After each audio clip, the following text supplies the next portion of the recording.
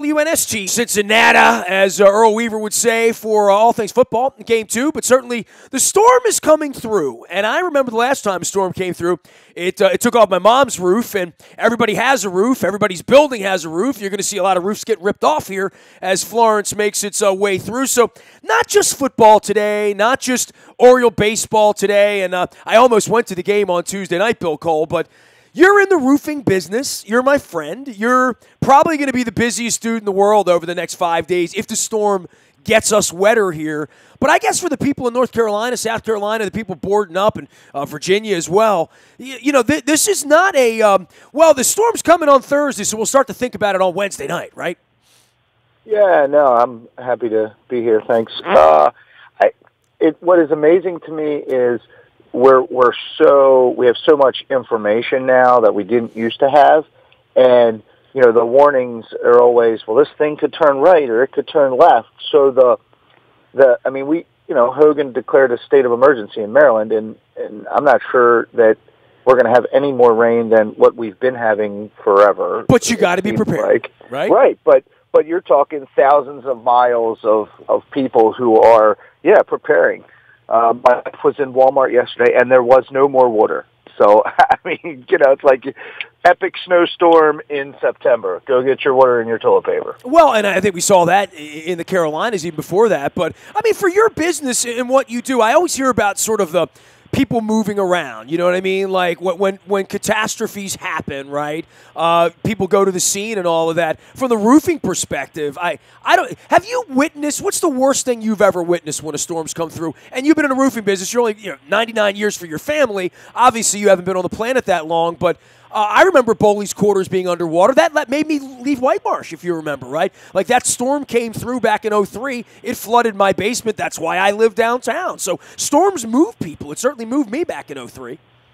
Yeah, I was actually living in Sparrows Point in 2003, wow. And we had a pier off the edge of the little property, and there was a little boat tied up down there that in the morning when I woke up, I had to walk down and stand on the pier to water up to my chest to redo the lines. Otherwise, the boat was going to be gone. So I do remember that, and I think that was boats disappear in storms. That's another thing we forget about. Yeah. My buddy lives in Nags Head. Dude, I grew up with Chip Cowan, one of my dear old friends from Holabird Middle, literally going back to the 70s. And he's had a bike shop down there, not a motorcycle. He was a mongoose kind of bike, right? He was always the dude on his bicycle, and he's had a whole life down there, and he's putting out on Facebook, does anybody have a place I could tie my boat up? And I'm thinking, dude, you live in Nags Head. Where the hell? Where are you going to put it? The boat's going to be in Portugal. You know what I mean? Like, before it's all over with. And I don't mean to laugh or make light of it, but there's so many things that go in this. I was in Jamaica during a hurricane, and the place I was staying, they actually have a whole storage facility. Like you and I keep a Christmas tree or keep seasonal, the mall stores all their seasonal stuff in a place, and they bring it out. They actually have plywood that's cut directly to all of the windows with the hinges. This isn't like storm shutters in Florida. I'm talking about second world stuff, right? Where they actually just bring out the plywood and it fits into the holes because every year they have to do this, right? Sure. Yeah, I think from a tidal surge standpoint, 2003 was, clearly the worst we'd ever seen. I'll tell you, the windstorm that we had in March that you learned, the tough parts of having a roof blow off, that's probably one of the worst wind-related storms that I've seen, and that wasn't a hurricane or anything. We just don't get wind like that. So, and when you get up on a roof after all your life of doing this, there's only one thing that can rip it up, or two things, right? Water or wind, right? But in that case, you see the wind damage is far worse than the water damage. People were saying to me about, I put a little post up on Monday night talking about the wind ahead of this storm maybe affecting the game in Cincinnati, certainly affecting my chance to get home on Friday with airplanes and stuff like that. And people were wondering why the wind is so bad. I'm like, the wind is the stuff that blows the stuff around that lands on your car that kills you, pretty much. The wind kills tons of people in these storms. Yeah, and I don't think we have a really good grasp because we live with very little sustained winds. So, yeah, we get gusts. Everybody's been, hit in the face with a gust of wind. But, we have done projects with wind turbines, and everybody loves the sexy renewable energy wind turbines. But we don't have 10 mile per hour sustained winds that actually work that stuff. So to understand that we don't have 10 mile per hour sustained winds, and then try and talk about, even on the low end, 40, 50 mile an hour sustained winds, we just don't, we just have no real concept of how forceful that is. And as we found out, back in March, a lot of things aren't built to withstand that kind of sustained winds. It's not just once there's a compromise, right? Like sustained. Anything that gets compromised at that point, then the wind comes behind it, and then all hell breaks loose, right? Mm-hmm. Just one hinge, literally, right? Sure. Yeah. I mean, and buildings and objects and things like that create turbulence and cause a straight-on 50-mile-an-hour wind to go up the face of a building, and it creates a vortex up over the top corner of the wall, and it actually turns it into 100 pounds of uplift pressure. So there's all kinds of really cool physics stuff that's way beyond my head. I just know that things that we are not accustomed to dealing with happen. Well, how about this? I'll give you, everybody knows I live up high in a building, right? So I live up high in a building. When it snows here, and I mean really snows, it snows up, not down. Because the snow hits the building and the wind is literally going up. And that's something for the last 15 years. It sounds like counterintuitive, but it's not. No, snow's a great describer of winds because you can kind of see it as it's working its way. So that's a good example of what I'm talking about. Bill Cole is here. Here's Cole Roofing. I just want to let everybody know, 99 years, if you do get wet, if you have a corporate roof space, if you're looking to learn a little bit about solar and Pfister Energy, Bill Cole's my guy that does that, and you can find him through me, out on LinkedIn, out on the internet at Cole Roofing. We're going to get to some sports in a minute, but storm alert, I'm doing my public service here, Billy. Yeah, the biggest message that people need to get now before the storm is, either way, we're going to get a ton of water.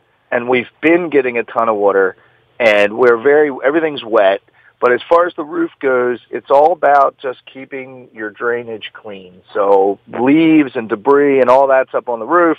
The water comes, it pushes it all around the drain gets clogged, the water builds up, and then the deck collapses. I'm familiar with that on Hart Road, by the way. Yeah, it's very much, you got to get the debris off the roof and try and prepare. And you're looking for little things that with a 50-mile-an-hour wind can become big things right now. So we're doing a lot of running around checking things right now. All right, battening down the hatches is what my mom would say, right? That's the old school way to go. I don't know what battening down the hatches means. I'll Google that before we get done. Bill Cole joining us here from Cole Roofing and Pfister Energy. Tell me what you do real quick, and then we'll get on to some sports here. And I know you're just dying to talk Oriole baseball with me. Yeah, right. We're a almost 100-year commercial roofer, doing everything from, storm prep, leak call, investigation type stuff right now up to new construction projects and re-roofs, anything commercial roofing related we can help with. And then we have Pfister Energy, so we're doing renewable energy, solar panels, on the roof, in the field, over top of parking lots, all of those things. Batten down the hatches, prepare for trouble is what it means, right? And the background of this goes to the Sailor's Word Book in 1867. Batten of the hatches, long, narrow, and laths. I'm not going to read all this Shakespeare stuff, but nonetheless, Shakespeare's a little before that. Bill Cole is here. We're not doing Shakespeare. We're doing football. We're doing baseball here this week. Obviously, a lot of things getting moved around on the college football schedule. Anything you want to say about the Terps at 2-0? That all of a sudden, at what point did they become interesting to anybody around here from a football perspective?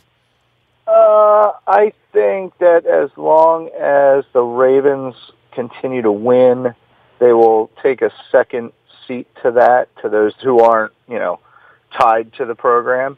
But it's really a strange one because, people made mistakes and they're paying a heavy toll right now with losing the player. But in your heart, you're kind of like happy for the guys and the players to go out and do what they did. And, so it's feel good, feel sad. It's got a lot of emotion around the story. They might be 4-0 going to the big house 2 weeks from now. They might be. I'm just saying, Temple, Minnesota, still got 2 games here, right? But if they're 4-0 going to Michigan, I mean, if you're not a big deal when you're 4-0, why do you even play football? You know what I mean? Like, and I know, look, I'm one of those guys. I have a closet full of Maryland gear. Sometimes it comes out. Sometimes it doesn't. Sometimes they feel like the University of D.C. to me. Sometimes they don't. It's always easy, I think, to ignore the football team, right? Basketball, right. We can all wake up to that. But to your point, we got other stuff going on weekends around here in the fall. We really do. So do the Redskins fans, by the way. Sure. No, I think it's tough. And I think 4-0 in college football is not what it is in the pros.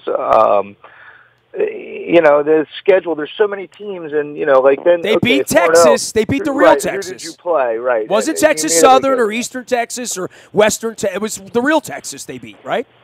Yeah, I agree. And just the fact that you've got all the other stuff that goes with that, and, a coach under fire and, all these other things. I don't know how, if they get to 4-0, I don't know how they're not part of the discussion, Well, we'll find out if they're part of the discussion or not. They're playing Temple this week, so the spread on that is -16 with the Terps at home this week. So just to give you a little bit of perspective on how the wagerers are feeling after a 45-14 victory over Bowling Green. Bill Cole's here. You can join him, join me, join us at Cole Roofing.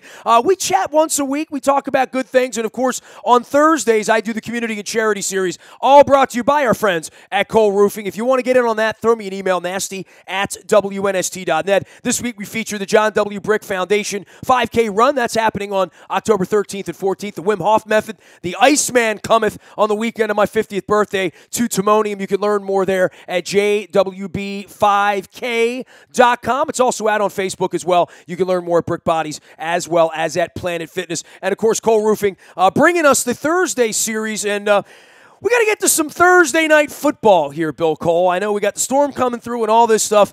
It's real nice when you go out and win 47-3. It's real nice when you rest your players. Now you got to go out and win a game that really matters, right? Division game on the road, one chance to do it, short rest. They don't have Burfict. We don't have Smith. But we also have a rested Flacco, rested Yonda. I think they're going to win on Thursday night. That would really show me something. If they win, all of a sudden, I think the Ravens are for real.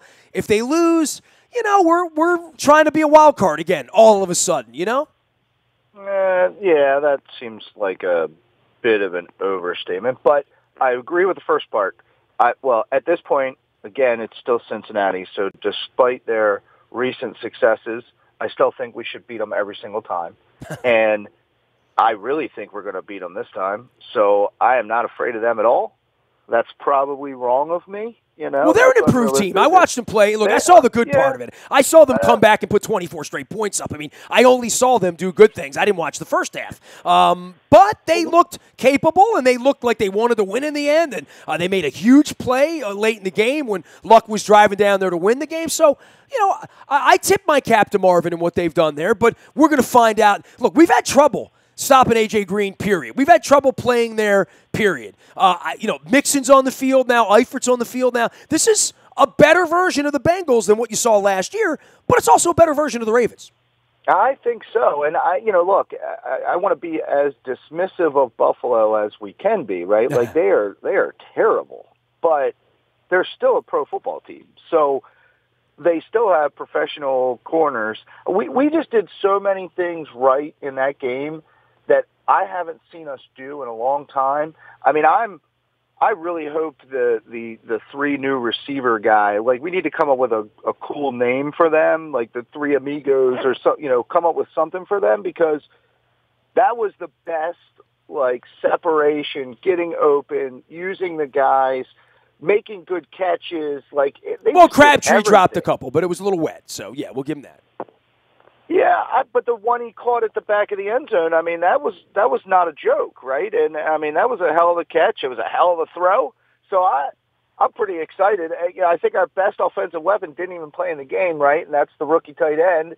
So, but you're 3 or 4 deep at tight end already. Like, I'll tell you. And we didn't even get the running game going. So, and we think that we can do that. I was shocked at how easy it was for Joe to throw the ball in the conditions. Like, if you're not sure how strong his arm is, like, he did not have a problem He's never had a problem throwing the ball, dude. I mean, like, all we talk about is what he can't do, what he doesn't do. And you know, I famously have a fun relationship with him. So I walked up to him 30 minutes after the game. Like, we were literally the last ones in the locker room. He was one of the last 3 players. Luke and I went over, and I said, "Oh, that's Joe Flacco. He ain't no good. He can't throw the ball no more." And, of course, you know, Joe's like, "It's a pretty good Baltimore accent." I said, "That's a pretty good Jersey accent," you know. So he knows, he hears it. He hears all the noise outside of all of this. But what I never hear about is he's got the best arm. He throws the ball on the dime. When you protect him, he's good. I would say he looks stronger and more upright, and I think he looks more capable of running with the ball and hook sliding right now than what we've seen. I think we've all seen that awkward slide. We've all seen that leg thing get dislodged and him have to run into the lock. We've seen all sorts of bizarre things with him, but what I see is the smartest version of Joe Flacco we've seen, the healthiest version that we've seen, the best receivers we've seen here in a while, and I think he would defer to Pitta, Torrey, Anquan, because Torrey and Jacoby Jones created, and he told me this, created such an incredible mismatch that if you put those 2 guys on the field at the same time, it really forced defenses to do things that allowed Dennis Pitta to get yards and allowed Ray Rice to create havoc. You know, so part of that is this is in motion, but man, he's really excited. Like, I've known him a long time. I've been here for all the good, all the bad. I stood at his locker after he was, after the Denver game when he threw the pick, right? And I was there after the Super Bowl. He's really confident right now, and I think the reason he's confident is he likes the bus he's riding on. Sure. Help me remember, how long has Marty been offensive coordinator? 3. Okay. Well, it kind of happened at the back end of the – I always forget the Canadian football coach that was here for 5 minutes, right? Right. So, I mean, what I saw a lot of was, you know, and take the Jackson stuff out of it because that just adds another wrinkle, and I'm a little lukewarm on that right now. I'm not sure how I feel about that, but just all the formation stuff. We always seem to have Buffalo on their heels. We were driving, we were dictating the flow, what we wanted to do, and I think a lot of that comes from, you know, Marty finally getting maybe what he wanted and having everybody on the same page and then being able to formation to get the matchups that he's looking for. It just seemed easy. And we haven't seen easy in the passing game in a long time. By the way, Morningwood came here in 15 as the quarterback's coach, and that was the year Flacco got hurt early, right? That was the year we went out to the West Coast, and the season ended. My wife got cancer. It was horrible, 2015. And then October 10 of 16 is when he became the offense coordinator. So it was week 5. And by the way, I always forget Mark Trestman's name. I don't know why that is. Right, I mean, he was a head coach with the Bears.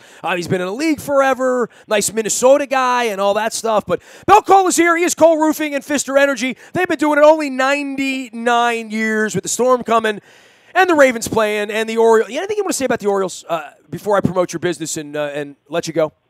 I genuinely forgot that they were still playing this week. I did too. Tuesday night the A's came in. Yep.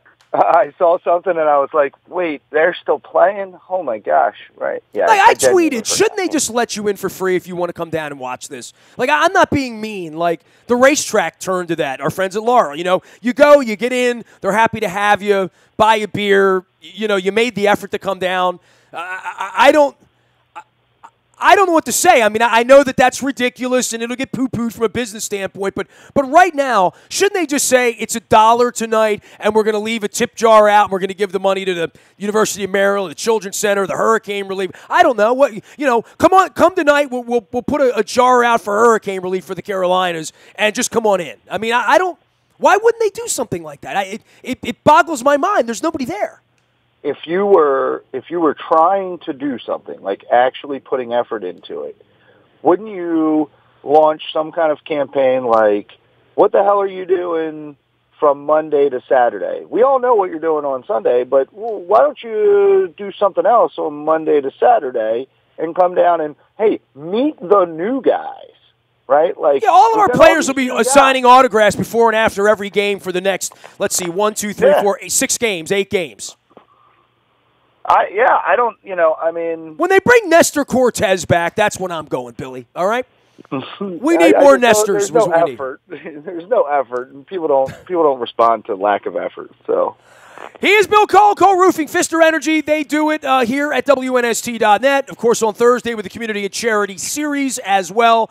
And we'll get back together next week in the aftermath of all of this. And hopefully 2-0. Hopefully not too much damage from this storm, certainly locally. But we're all praying for the people down in the Carolinas here, man. This is going to be a terrible storm. And I know there are a lot of folks in our part of the world that go down and help out with this, right? I mean, from phone company and electrical workers and roof workers, and there will be a big influx of that happening, right?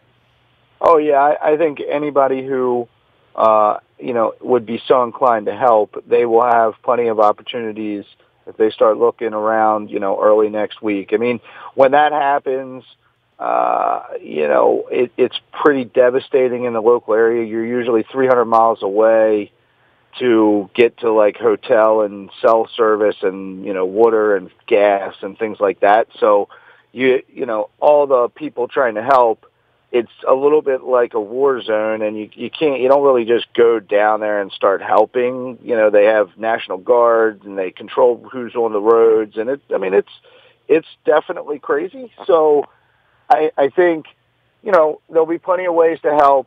You'll see people setting up covered trailers, loading it up with donations from people that you can contribute that way.